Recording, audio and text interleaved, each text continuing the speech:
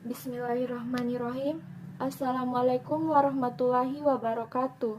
Perkenalkan, saya Anggisya Fitri dengan NIM 2105 01501034 akan menjelaskan materi mengenai paradigma bahasa, yakni tentang langue dan parole. Sebagai tugas pengganti ujian akhir semester mata kuliah linguistik umum dengan dosen pengampu Bapak Dr. Muhammad Saleh, SPD MPD, dan Bapak Asri Ismail, SPD MPD.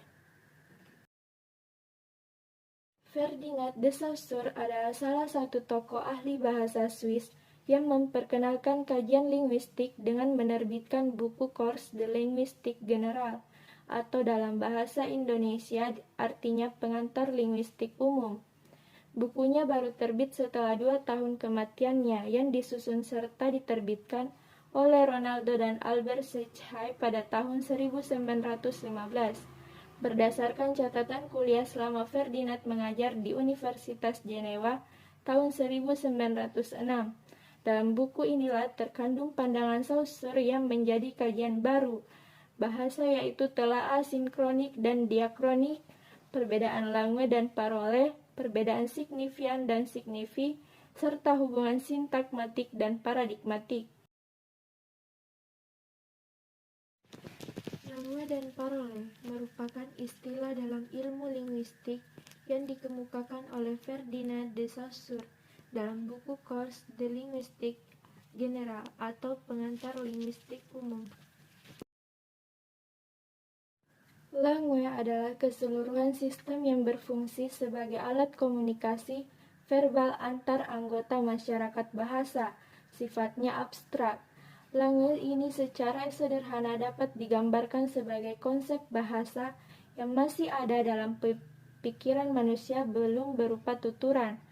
Langue bersifat abstrak dalam artian langue adalah rancangan sistem kebahasaan yang ada dalam pikiran manusia, merupakan hasil dari dinamika masyarakat, dari bahasa yang digunakan dan dikumpulkan yang disepakati oleh masyarakat. Misalnya, ketika manusia ingin berbicara, ia akan memikirkan dahulu apa yang ingin ia ucapkan. Proses berpikir manusia untuk mengutarakan ide atau penyusunan kata itulah yang dinamakan sebagai langue. Penerapan langue juga berbeda-beda pada setiap penutur bahasa, karena setiap penutur bahasa memiliki sistem kebahasaan yang berbeda-beda. Selain itu, langue memiliki sistem susun sendiri dalam sebuah struktur kebahasaan.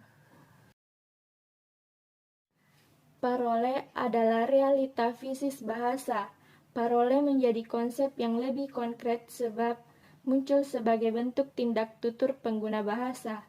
Sebagai konsep dalam ilmu linguistik, istilah langue dan parole merupakan konsep yang tidak akan pernah terpisahkan. Menulis pidato merupakan salah satu contoh parole karena menyangkut tindak menulis yang mirip dengan tindak tutur. Secara sederhana, parole dapat dikatakan sebagai ucapan atau tuturan. Itulah tadi penjelasan mengenai langue dan parole. Lebih dan kurangnya mohon dimaafkan. Assalamualaikum warahmatullahi wabarakatuh.